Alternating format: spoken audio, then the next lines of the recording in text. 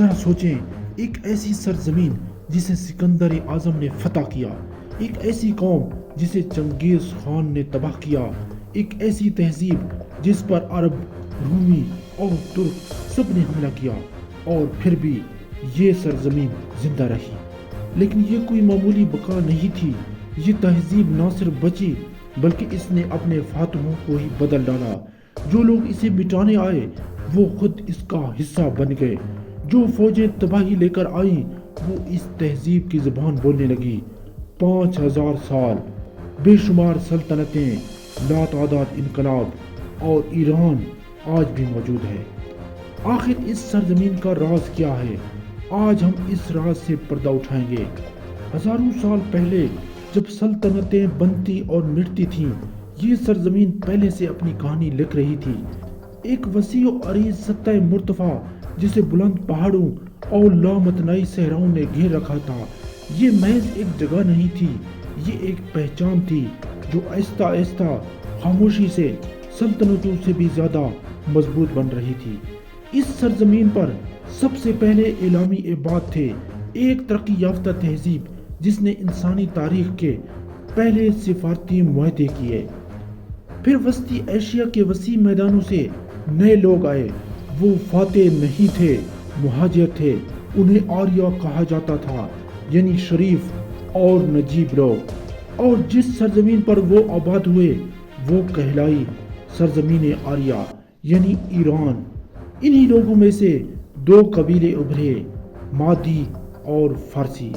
لیکن ان کی طاقت صرف تلواروں میں نہیں تھی، ان کی اصل طاقت ایک عقیدے میں تھی، زرتشت مذہب۔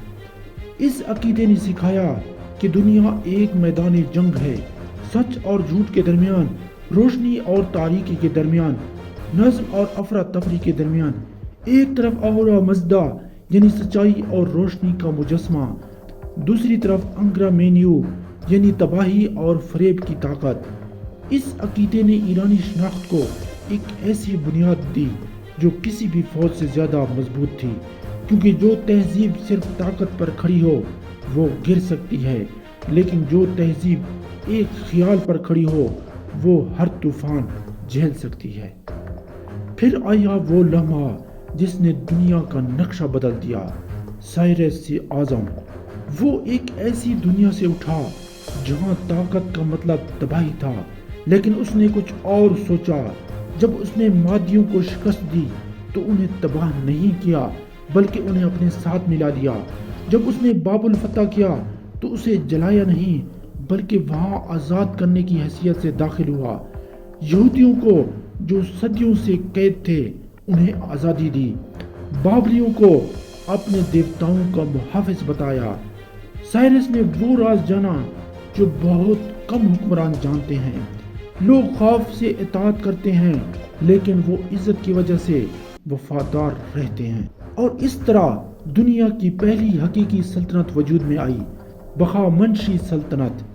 اناتولیا کے پہاڑوں سے مصر کے صحراؤں تک، وادی سندھ سے میسوپوٹامیا کے کرب تک۔ لیکن سلطنت بنانا ایک بات ہے، اسے زندہ رکھنا بالکل دوسری بات۔ یہ ذمہ داری درویش اعظم کے کندھوں پر آئی۔ درویش نے سلطنت کو صوبوں میں تقسیم کیا، ہر جگہ مقامی حکومت لیکن مرکزی اقتدار سے جڑی ہوئی۔ ٹیکس کا نظام، قانون کا نظام، مشترکہ سکہ، اور پھر سڑکوں کا عظیم جال جس نے ہزاروں میل کے فاصلوں کو دنوں میں طے کرا دیا۔ دنیا کی آبادی کا تقریباً نصف حصہ ایرانی حکومت تلے تھا، لیکن ہر عظمت کو ایک امتحان کا سامنا ہوتا ہے۔ مغرب میں چھوٹے چھوٹے بکھرے ہوئے شہری ریاستیں تھیں جنہیں فارسیوں نے معمولی سمجھا، اور تاریخ نے ثابت کیا سب سے بڑا خطرہ اکثر سب سے کم اہم دشمن سے آتا ہے۔ سکندر اعظم فاتح جو خود فتح ہو گیا۔ سکندر اعظم مشرق کی طرف سے بڑھا، یونان متحد تھا، فوج ناقابل شکست تھی، اور سکندر کے دل میں ایک ہی جذبہ تھا، فارس کو مٹا دینا۔ گرینکس، ایسس، گوگامیلا، ایک کے بعد ایک مارکے، ایک کے بعد ایک فتح۔ فارسی بادشاہ بھاگا، فوجیں بکھر گئیں۔ پھر آیا وہ لمحہ پرسیپولس، فارسی سلطنت کا دل، صدیوں کی شان و شوکت کا مرکز سکندر نے اسے جلا دیا۔ شعلوں سے محلات نگل لیے، ستون گرے، صدیوں کی تاریخ ایک رات میں راکھ بن گئی۔ دنیا نے سمجھا فارس ختم ہو گیا، لیکن پھر کچھ عجیب ہوا۔ سکندر نے فارس چھوڑا نہیں، وہ رک گیا اور آہستہ آہستہ وہ بدلنے لگا۔ اس نے فارسی لباس پہنا، فارسی دربار کی رسمیں اپنائی، فارسی شہزادیوں سے شادیاں کی، اور اس نے خود کو فارسی سلطنت کا جائز وارث ظاہر کرنا شروع کیا۔ اس کے یونانی سپاہی حیران تھے، ہم آئے تھے فارس کو مٹانے اور یہ خود فارسی بن گیا۔ لیکن سکندر نے وہ سمجھ لیا تھا جو دوسروں کو سمجھ نہیں آتا تھا۔ اتنی بڑی سلطنت چلانے کے لیے طاقت نہیں، قانونی حیثیت چاہیے۔ پھر 32 سال کی عمر میں سکندر اچانک مر گیا۔ اس کی سلطنت بکھر گئی، لیکن ایران زندہ رہا۔ سکندر کے بعد یونانیوں نے سلوکی سلطنت کے ذریعے ایران پر حکومت کی، لیکن مشرقی سرحدوں سے ایک نئی طاقت ابھری، پارتھی۔ میدانوں کے شاہ سوار، تیر اندازی کے ماہر، جو حملہ کرتے ہوئے پیچھے ہٹتے تھے اور ہٹتے ہوئے حملہ کرتے تھے۔ انہوں نے یونانیوں کو نکال بحر کیا اور پھر سامنا ہوا روم سے۔ جس روم نے گال کو فتح کیا، گارتیج کو مٹایا، بحیرہ روم کو اپنا تالاب بنایا، وہ روم قرہ کی جنگ میں ایسا ہارا کہ صدیوں تک وہ شکست یاد رہی۔ ہزاروں رومی فوجی مارے گئے یا قید ہوئے۔ روم کی ناقابل شکست ہونے کا افسانہ چکنا چور ہو گیا۔ پھر تیسری صدی میں آئے ساسانی، جنہوں نے ایران کو دوبارہ منظم کیا، زرتشت مذہب کو سرکاری مذہب بنایا اور ایک نیا سنہری دور شروع کیا۔ 7ویں صدی میں فارس تھکا ہوا تھا۔ بازنطینیوں سے صدیوں کی جنگ نے اسے کھوکھلا کر دیا تھا، اور اس وقت عرب جزیرہ نما سے ایک انقلاب اٹھا، یعنی اسلام۔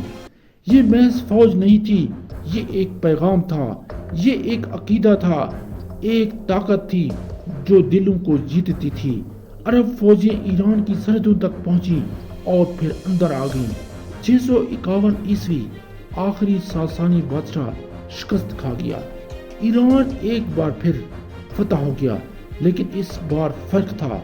یہ محض سیاسی تبدیلی نہیں تھی، یہ ایک تہذیبی انقلاب تھا۔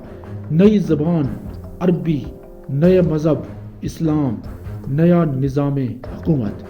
مصر اور شام نے اپنی پرانی شکست کھو دی، وہ مکمل طور پر عرب دنیا کا حصہ بن گئے۔ منطق کہتی تھی ایران بھی یہی کرے گا، لیکن ایران نے ایک بار پھر دنیا کو حیران کر دیا۔ ایرانی ثقافت نے اسلام کو اپنا لیا، لیکن اپنی شناخت نہیں کھوئی۔ فارسی زبان باقی رہی، عربی الفاظ جذب کرتے ہوئے، لیکن اپنی روح بچاتے ہوئے۔ ایرانی منتظمین نئی اسلامی سلطنتوں کے لیے ناگزیر بن گئے، اور آہستہ آہستہ اسلامی دنیا خود ایرانی ثقافت سے رنگ گئی۔ ادب میں، فن میں، سائنس میں، فلسفے میں فاتح خود فتح ہو گئے۔ اور پھر 13ویں صدی میں وسطی ایشیا کے میدانوں سے ایک ایسا طوفان اٹھا جس کا کوئی مقابلہ نہیں تھا، یعنی چنگیز خان۔ اس کی فوجیں تیز تھیں، بے رحم تھیں، اور اپنے راستے میں آنے والی ہر چیز کو مٹا دیتی تھیں۔ جب منگول ایران پہنچے تو تباہی کا ایسا منظر پیش کیا جو تاریخ نے پہلے نہیں دیکھا تھا۔ پورے شہر صفائے ہستی سے مٹ گئے۔ آب پاشی کے نظام جو صدیوں میں بنے تھے، دنوں میں تباہ ہو گئے۔ زرخیز زمینیں ویران ہو گئیں، کتب خانے جلے، علم راکھ بنا، کھوپڑیوں کے مینار کھڑے کیے گئے۔ یہ محض فتح نہیں تھی، یہ مٹانے کی کوشش تھی۔ اور بہت سے لوگوں نے سوچا اب ایران سچ میں ختم ہو گیا، لیکن پھر وہی پرانا معجزہ ہوا۔ منگولوں نے حکومت کرنے کی کوشش کی، اور انہیں احساس ہوا کہ حکومت کرنے کے لیے ایرانی نظام کی ضرورت ہے۔ انہوں نے ایرانی علماء اور منتظمین کو واپس بلایا، پھر وہ مسلمان ہو گئے۔ پھر فارس ان کی انتظامی زبان بن گئی۔ پھر فارسی فن اور فلسفہ ان کے دربار میں پھلا پھولا، اور چند نسلوں میں تباہ کرنے والے اسی تہذیب کا حصہ بن گئے جسے انہوں نے مٹانے کی کوشش کی تھی۔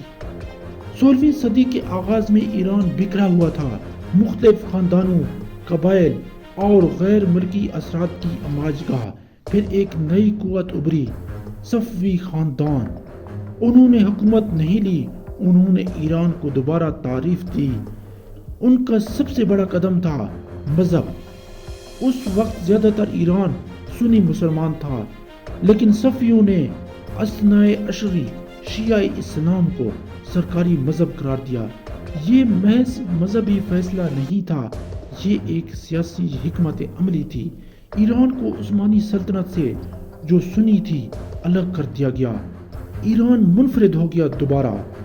صفویوں نے شہر بسائے، فن کو پروان چڑھایا، فارسی ثقافت کو نئی زندگی دی، اور ایک قدیم نام جو لوگوں کے دلوں میں صدیوں سے زندہ تھا، ایک بار پھر گونجا، ایران۔ صدیوں تک دنیا اسے فارس کہتی رہی۔ یونانی تحریروں سے، رومی تاریخوں سے، یورپی تصورات سے یہ نام آیا تھا، لیکن 20ویں صدی میں دنیا بدل رہی تھی، سلطنتیں گر رہی تھیں۔ رضا شاہ پہلوی نے فیصلہ کیا، اب کافی ہے۔ 1935 میں انہوں نے دنیا کی تمام حکومتوں کو باضابطہ درخواست بھیجی، اب سے ہمارا ملک فارس نہیں، ایران کہلائے گا۔ یہ محض ایک لفظ کی تبدیلی نہیں تھی، یہ ایک اعلان تھا، ایک پیغام تھا کہ ہم وہ نہیں جو دوسروں نے ہمیں سمجھا، ہم وہ ہیں جو ہم نے خود کو سمجھا۔ اور پھر 1979 میں ایک اور انقلاب، بادشاہت ختم، اسلامی جمہوریہ قائم ہوا۔ ایران نے ایک بار پھر اپنی تعریف خود لکھی۔ تو آخر ایران کا راز کیا ہے؟ روم گرا، منگول بکھرے، سکندر کی سلطنت اس کی موت کے ساتھ ختم ہو گئی، لیکن ایران 5000 سال بعد آج بھی موجود ہے۔ اس کا راز نہ فوجی طاقت ہے، نہ جغرافیہ، نہ کوئی ایک بادشاہ یا مذہب۔ اس کا راز ہے تبدیلی کو اپنانے کی صلاحیت۔ جب سکندر آیا، ایران نے اسے جذب کیا۔ جب عرب آئے، ایران نے اسلام کو اپنایا لیکن اپنی روح بچائی۔ جب منگول آئے، ایران نے انہیں ایرانی بنا دیا۔ یہ تہذیب تبدیلی سے نہیں ڈرتی، یہ تبدیلی کو اپنا ہتھیار بناتی ہے۔ دوسری تہذیبیں مٹ گئیں کیونکہ وہ بدلنا نہیں جانتی تھیں، ایران زندہ رہا کیونکہ اس نے بدلنا ماسٹر کر لیا۔ اور شاید یہی وہ سبق ہے جو تاریخ ہمیں دیتی ہے۔ طاقت مٹ جاتی ہے، سلطنتیں ڈھہ جاتی ہیں، نام بدل جاتے ہیں، لیکن ثقافت، شناخت اور یادداشت، یہ سب کچھ سے زندہ رہتی ہیں۔ ایران کی کہانی صرف بادشاہوں اور جنگوں کی کہانی نہیں، یہ ایک ایسی تہذیب کی کہانی ہے جس نے دنیا کو جذب کیا اور خود کو نئے سرے سے تراشتا رہا۔ مزید ایسی ویڈیوز کے لیے ہمارے چینل کو سبسکرائب کریں۔ شکریہ۔